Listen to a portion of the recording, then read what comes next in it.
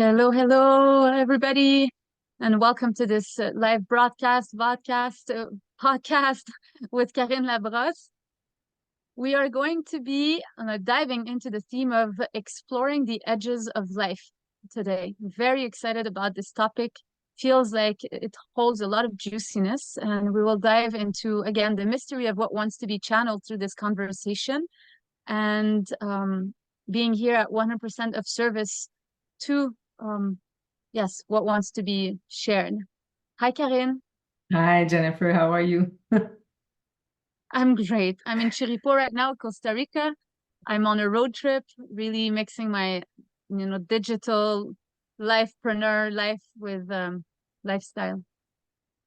Cool. I'm in Montreal, Quebec, so very different from where you are. But we have Very different. yeah, we have technology to connect us, and this very deep subject that you shared in intro. So yeah, let's dive into that and see what wants to unfold. You speak a lot about the edges when we do the practice, and it's a theme that comes back over and over again. I wanted to hear you on that and see how we can dive into the edges in our embodiment practice first, and then in our lives.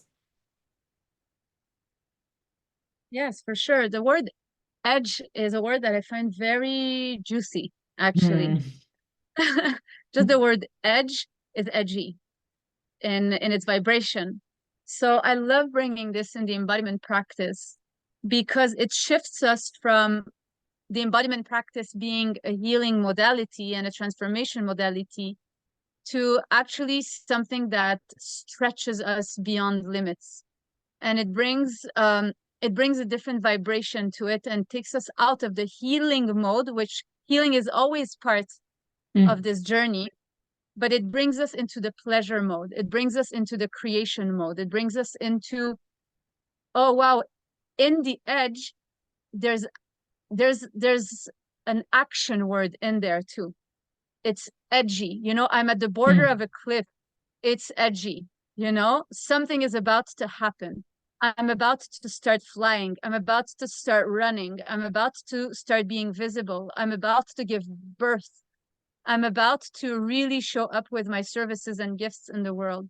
So for me, the edge, now we're speaking about edge and life, but it's really to bring it back to the body, and the why I'm using this word a lot more than what I used to use more when I used to work as a therapist and a healer back then. Let's healer, like we have to be careful with this word. Yeah. But in serving the symptomatics at the therapy level, right? So I work more with creators now, knowing that the healing process is really there, but the word edge just brings this extra juiciness to the practice and makes the body know that something is about to happen, that Mm. courage is needed.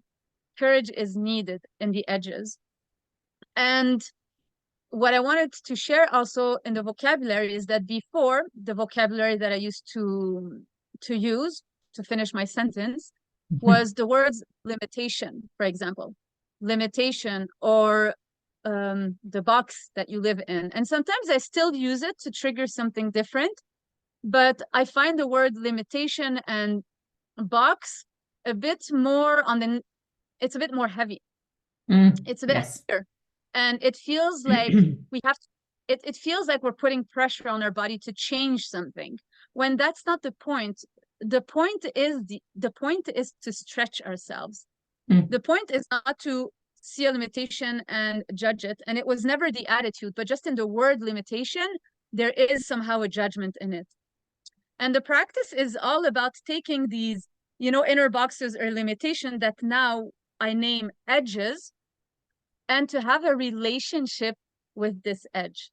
Mm. What I mean by having a relationship with this edge is exactly this: feeling the edge, meaning feeling the limitation of a movement. So when we are in this embodiment practice, that is a combination of yoga therapy, interrelationship focusing, somatic healing, sexual de-armoring, nonviolent communication, the communication protocol of it, like the body felt sense of it, and many more modalities. You know, it's a combination of many different things. Osteopathy and self-touch is in this too. And I named this to put people in context of what this embodiment practice is. So the point of exploring the body is to ground on the bone structure, but to actually see what is the edge of a movement and to not force it to open. Okay, this is very important, to not force it to open. So for example, if we have, you know, our arms lifted up, right? We're exploring the edges of the shoulders and the bones junctions here at the shoulder level. And we're like, okay, well, where are my arms naturally stopping when I lift them up without my mind or even my muscles to push them up? So of course there's a slight lifting up, an intention of lifting up, but we're actually lifting the weight of the bones and we are anchoring up until we find this edge, okay, this limitation. And let's shift the vibration of limitation. It's not negative, but we're like, okay, well, this is where my body's stopping right now. We want to teach the body to not force an edge, to not use a stronger word. I'm just going to use the word force, okay? We don't want to force open the edge. We want to invite the edge, the limitation, to open. So there's a whole attitude of attention inside the body that makes the tissue inside the body know that you're actually welcoming it. You're not here to force it. You're here to welcome it with acceptance, with compassion, with love, with presence, with care, with deep listening, with an invitation to open. It's like flirting. I love using this word also in the practice. It's like flirt with the limitation, flirt with the edge. And I love this image because it's exactly the same as, you know, going out with somebody for the first time. You know, there's all this flirtatious aspects where you're getting to know the person. And at first, the person in front of you or the body in front of you, if we bring intimacy into the equation, is more closed, is not necessarily ready to receive your attention if it has not really tasted love or deep, genuine care for a long time. It's frozen. It's like, oh, wait a minute. Am I safe first? You know, am I able to relax? Do I have space to be listened to? Is the person or the presence touching me energetically, right? Listening to what's happening. And it's this approach as a body opens in intimate relationships or, you know, in flirting models of relating, the same thing happens in the body. And actually it's in the body first that it happens. So we take this edge in the body, and with the same attitude of acceptance and presence without pushing to force, we're knocking at the door and we're like, okay, I'm here and I'm feeling the edge. I know that we're about to enter something that's, you know, that requires a bit more courage, but there is light behind this limitation. There is something more that you don't know of yet. It is unknown, right? It might be a bit uncomfortable, right, to get there, but there's an invitation. All right. So that's it. You know, I'm speaking a lot into the explanation of it, but there is an invitation, and then the tissue itself at the physical level starts moving because it feels heard. It starts pulsating life force because there's love, care, and presence that's welcoming it. And then with this juice of life force and energy circulating, then we're like, okay, now invite more. Now invite more. So we're opening more. And then the second that the body starts opening more, again, the frequency starts changing. There's more current in the tissues, more electricity. And then also the vibration of our body changes, and then it's reflected out. We can go through more edges in life in relation to these themes that are, you know, in all of our body. You know, there's different themes. An edge in the womb space and in the, you know, the pelvic space is not the same edge as the throat edge, but they are all linked also at the same time, and they have different manifestations in life and different opportunities that open to us as we are stretching these edges with different qualities, and to which we say yes to with courage. Yeah, for sure. And it's really interesting because you talked about flirting, and that came to mind when you were talking about it. And in the practice, we also invite a lot of intimacy. So it's really, I think, about being curious of the edges. Like it starts with, oh, like, do I want to go there? Do I want to go to this cliff? Do I want to go to this, new river or new mountain or new landscape? And then, yeah, that kind of flirting first. And then I think love comes in, and attention and consciousness. And that's where the juice is, as you said. The more you invest yourself into that relationship with the body, with the edges, the more fun also it becomes. Because you also spoke, well, from my experience, but I'm sure it's the same for you, like, once we're always in the healing path, but once you kind of transform the healing first, real healing, then you can explore the edges in a more open way. And it gets really interesting also to notice what goes on in your body and your thoughts. And like, when we talked about edges, for me, what really came was, wow, okay, where can I also explore the edges of my thoughts, my vision, my dreams? Can I go there? Can I, what's there? Because the body is one thing, but we also have, well, thoughts are related to the body, and the body is also, if we have tensions in our body, our thoughts are also going to be tense. And for me, there's kind of that relationship also that's interesting to explore. Yeah. 100%. Yes, and as we create this more space inside of our body and we stretch these edges 100%, it will also completely change our thoughts. Completely change our thoughts. It's all linked. And also there's an edge in the brain. How much space can we accept in the brain without having to create knots of thoughts, of looping thoughts, of patterns that dictate in our computer, like do this, do this. But the more we have the space and we're exploring the edges, it actually gives the freedom of the body to have space. We are not comfortable with space. We have not been trained to be comfortable with space. Space means unknown. Space means creativity. It means being comfortable and safe in one's body to move in a structure that is created in the moment. Space means not having to identify to our thoughts. So definitely to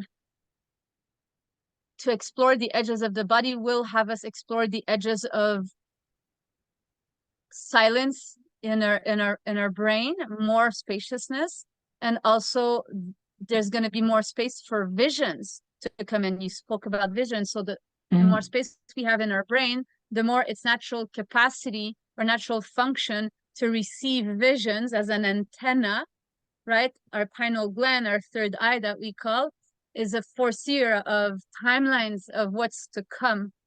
And there's our sensory system, our nervous system perceives the timeline. So when we are in our body technology and we activate this function based on spaciousness, we actually have access to visions, but visions of visions and visions of visions of visions.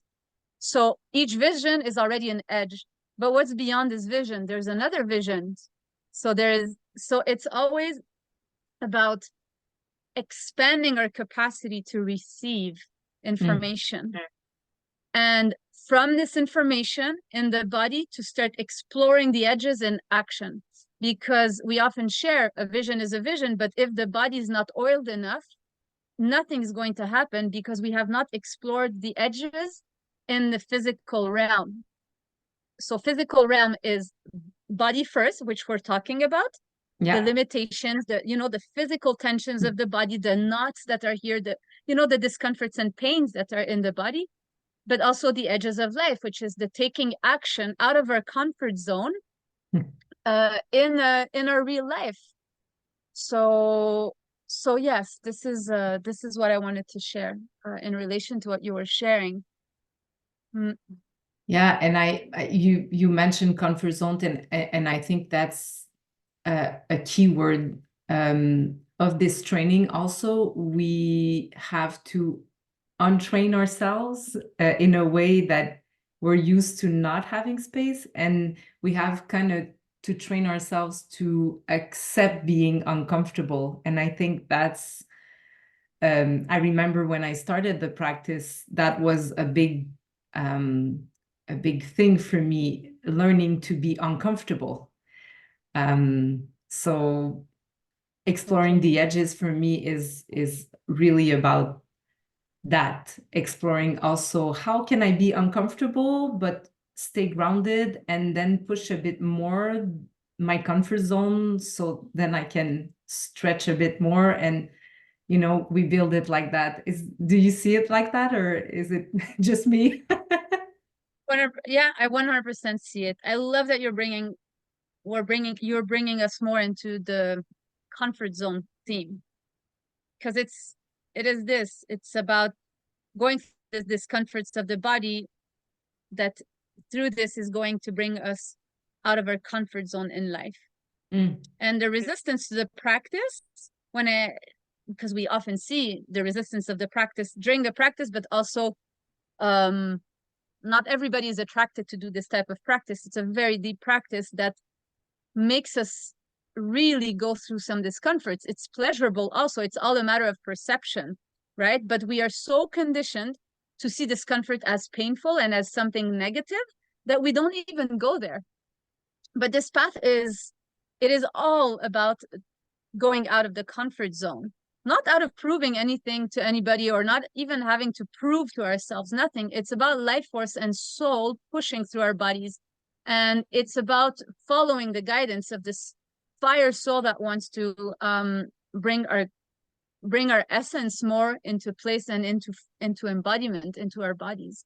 So yes, the more we go through the discomforts of the body through the practice, also it being pleasurable, I want to insist, Yes. we also realize that we have more more capacity to go out of our comfort zone in real life.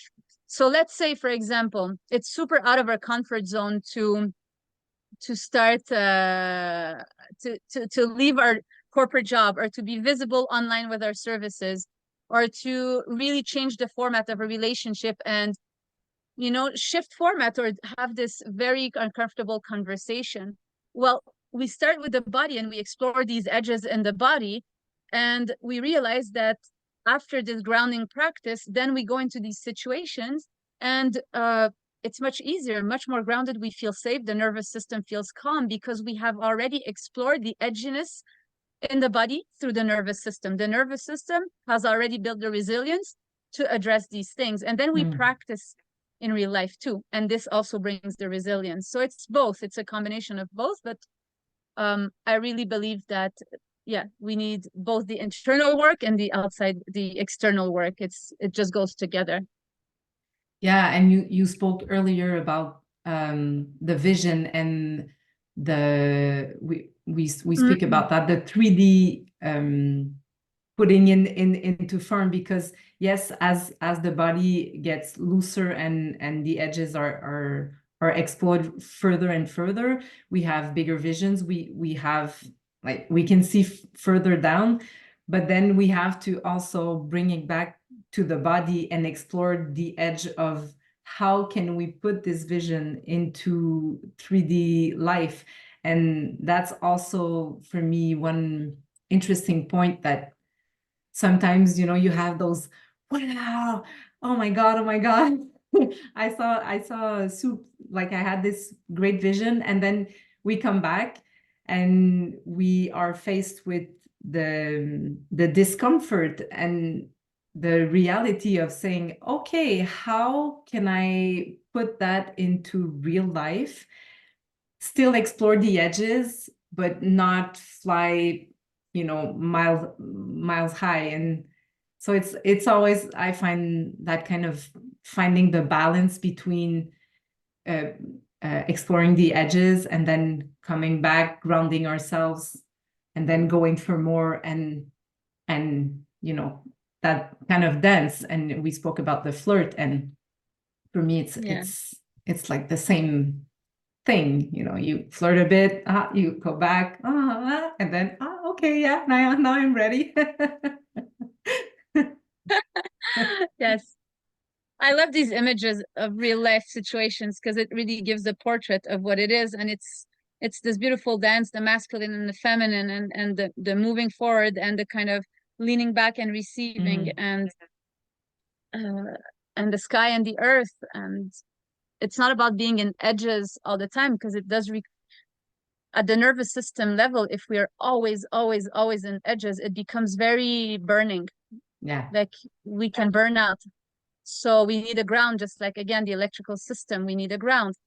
We want more electricity. Okay, where's your ground? We want to go beyond this edge. Okay, that means that there's more light potential behind this. You're going to be asked to be taking more responsibility with the power that you're going to receive. Where's your ground? Where's your ground? It's always the same equation that you're sharing. So the body's intelligence will also make you feel in your body, okay, you're at an edge right now. First of all, some edges we won't even feel when they're not ready to be felt and be seen. The body is super intelligent. We only see something when we are actually ready to address it. Some things, are already in the body. There's tensions, there's limitations that we call edges, but we don't even feel them. They're just like very silent. We're not ready to receive them. We're not ready to go through this edge right now. Our nervous system is super intelligent, and we have to trust this too. But at the same time, the practice itself helps us to release our energy from a lot of distraction and compensation mechanisms that we also need to let go of, to be able to listen to the body and see, oh, wow, is there an alarm in my body? Again, the word alarm is alarming. It's a bit in the, but is there something that my body's trying to tell me that I'm not listening to and paying attention to because I'm super busy, and because, I'm distracting myself, and, all these compensation mechanisms that happen because there's a fear of exploring the edge. Yeah. But there's always an edge that life is inviting us into. There's always an invitation to go further, because life by nature wants to grow us. Our soul, the fire of our soul, is always here pushing inside of our body to grow us and to bring us into different experiences, to go through these edges so we can embody more life, to go through the discomfort of acknowledging some deep desires that we have, and walking the path of desire also. Not only the path of like deep silence meditation, but the path of desire in action. Align the desires that will unlock a lot of this light and potential. But to go through the path of desire requires a lot of courage, because some desires, okay, they look nice and, society accepts them. But there are many desires that are not necessarily well seen or accepted by society or by family or by whatever setup or your community or your tribe. But what to say? It's a path where we need to go to these edges, and we want to be exploring this, because this is how your body is going to be filled by your light and is going to guide you more and more towards what you're here to bring in this lifetime, as a service, as an essence, and as, this exquisite version of you also. And it's a path. Yeah, so definitely. I hold to edges. I hold to edges. Yeah. Well, for me, the juiciness is there. So we've been on this path together for many years now, and sometimes it's uncomfortable, but then when you visit that edge and you take action from an aligned posture, it's also so satisfying. When you get the juice, you're like, oh, I'm happy that I explored that edge. For me, that sensation of being like, oh, I'm not sure, but then afterwards going there and having the courage, I also feel that's the the best feeling. So my encouragement to people who are not sure about the practice would be, well, you know, the juiciness is there. It's really great. Once you visit the edge, after that you're like, oh no, I want more. That's the Yes, feeling for me. it is. And I want to name that again, in the lines of what I was sharing just before, life is always positioning you. It's not for nothing that life is asking you to go through an edge. Mm. It's really making you go through experiences that only after you will actually really, really understand why you were put on this path. You know, when I look back and I see the edges that I was exploring in, you know, my 20s or my 30s, or some really uncomfortable things that I needed to do and that I was resisting for like sometimes 10 years before even taking one step. You know, some things that I knew when I was like 10 years old, and I was like, no, denial, no, denial, you know. But now, let's say 30 years after and more, I'm like, holy, you know, Yeah. it's so intelligent. It is so intelligent. All my work now is based on all these experiences and these edges that if I hadn't gone through them, Mm. first, I would not be here speaking about these topics. Second, my body, you know, the body also, I don't like, it's not negative, but the body knots up when Yeah. we don't follow the fire of the soul. It creates knots, and it keeps on calling your attention. And at one point, when you don't listen, it will just shut down and will get repressed and repressed and repressed. And on the long run, well, instead of being a slight discomfort, it might turn out to be something much more of physical consequence, you know, Mm. and of dis-ease. And we don't want to go there. Why? You know, why? Behind fear there's love, behind fear there's light, and the invitation is to really put attention on this light, because at the end of the day, this is what's going to make your life juicy and activated, and this is how you're going to be giving back to others in such a more aligned way, without compromise, without having to do any people pleasing or any of these old ways of operating in relationships that we have learned. Juiciness and edginess, it's about being who you are authentically. It's about really serving from the core center of your essence and releasing the filters that the mind has imposed because of a false sense of safety. It's about Mm. moving with creation and going through the discomforts that this implies in our lives. So move through these edges. That's really the invitation, and it will not be comfortable, not at all times, but there will be a lot of moments of bliss and a lot of, you know, gold nuggets on the path, and a lot of diamonds to, you know, to go and pick up from the trees and from the roots. And it's a sincere invitation. It is time. It is time. We are in very, very potent times right now, where there's not so much space. Like, it's pushing. You feel it. Mm. Everybody feels it. The whole planet is feeling it. The whole planet is in a purge right now. And it's asking us to go ahead and embody more of these light codes and these soul codes and our nature, and to bring this into operation. So we are here to train you, to train your bodies, to help you bring this attention into your body's edges, and to allow the spaciousness to be created, so that there's more spaciousness in your life, not only for well-being and healing, this is part of the process, but mainly for you to take your life to the next level, for you to take your life and your creations and your projects to the next level of standards also. And you're feeling it. If you're listening to this conversation up until now, you feel it. And here's the invitation. So training your bodies, we can offer you the membership, where we train on a monthly basis, or we can offer you also the mentorship, which is one-on-one direct mentorship and mentoring with me on a daily basis, where you really want to have guidance on your projects, your life setups, your relationships, everything that requires an upgrade of standard. This is also a combination, including the membership. The membership is included with the mentorship. So either or, the invitation is for you to contact us if this is your calling and if you're ready.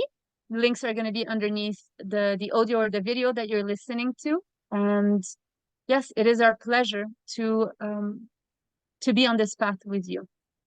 Yeah. Thanks, Karen. Did you have Thank anything you. else to share?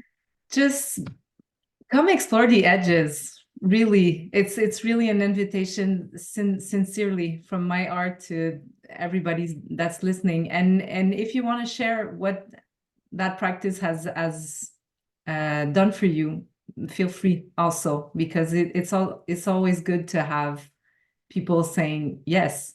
It's the juiciness is there. So Yes. Thank you. Thank you. thank And leave you. us comments also if you want underneath the videos or the audio. Let us know what's your takeaway from this conversation. And we'll see you on the other side soon. All right. Thanks, Jen. Thank you. Ciao. Bye.